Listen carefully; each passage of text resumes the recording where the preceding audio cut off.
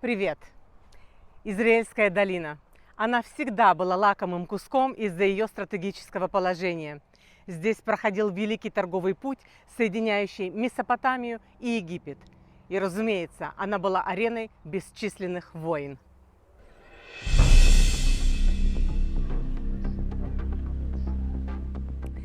Мы пришли сюда, в Израильскую долину, к источнику Гидеона, чтобы поговорить об одной из величайших битв, описанной в Ветхом Завете. Это источник, где Гидеон и его армия готовились к бою с медианитянами. Израильтяне отходят от Бога и склоняются в язычество, поклоняясь Ваалу, одновременно терпя набеги медианитян и амаликитян. И народ Израиля вновь обратился и воззвал к своему Богу. И Бог назначил им нового вождя – Гидеона. Битва, которая произошла здесь, должна была укрепить веру сынов Израиля в Бога. Гидеон призвал в свое войско 32 тысячи воинов из колен Минаши, Ашера, Звулона и Нафтали. Но Господь хотел, чтобы израильтяне знали, что могут победить силой Бога, а не своей силой. Господь начинает делать немыслимое. Он начинает брать израильских солдат, которых и так было меньше, чем противника, и системно, шаг за шагом сокращать их число. Бог велел Гидеону отправить домой тех, кто сомневается или боится. 22 тысячи воинов отправились домой. Остались лишь 10 тысяч. Но и этого было много. И тогда Бог велел Гидеону привести войско к воде.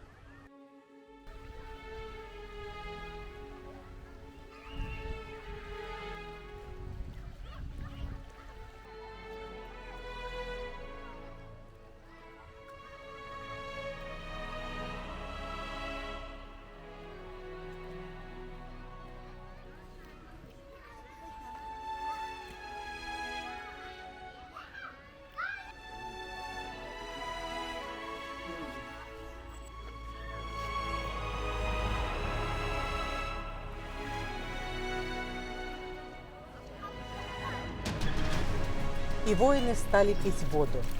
Кто-то черпал воду и пил из руки, а кто-то пил прямо из источника, упав на колени.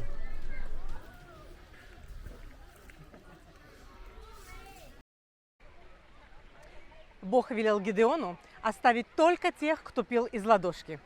Так осталось лишь 300 воинов. 300 воинов против многотысячной армии мадианитян.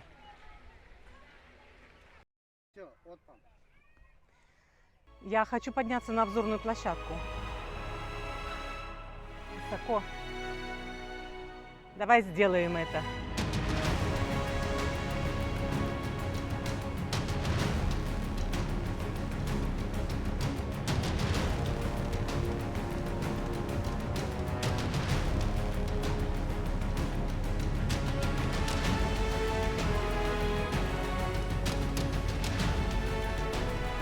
Знаете, я стою здесь и думаю, как же страшно было вот этим 300 воинам. Они стояли здесь, вот на этой возвышенности, и вот там внизу видели огромную армию, просто огромную. На что они надеялись? 300 человек против многотысячной армии.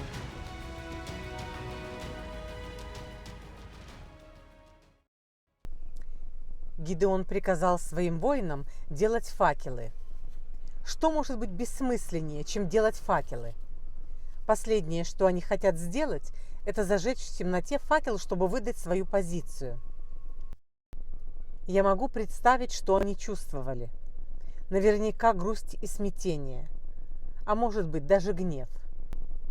Их соотечественники были дома, со своими семьями, а они были здесь и должны были осуществить план, о котором им даже еще не рассказали.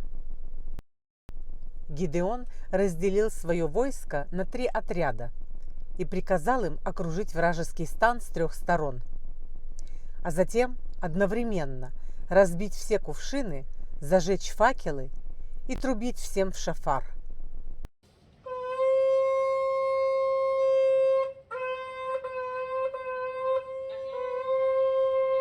И тут случилось невероятное. В суматохе и неразберихе вражеские солдаты начали нападать друг на друга. И это наблюдали 300 воинов Израиля. Знаете, что мне нравится во всем этом? Воины вражеского клана. Бог заставил их сражаться друг с другом, а не с израильтянами. Неплохая идея для современных израильских политиков. Не силой нужно воевать, а умом и с Божьей помощью.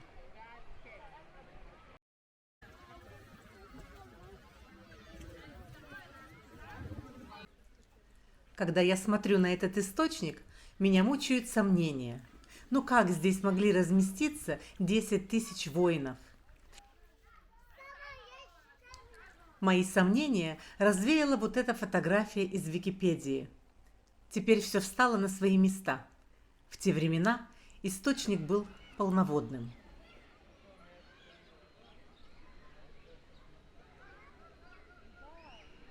Сегодня это излюбленное место отдыха израильтян.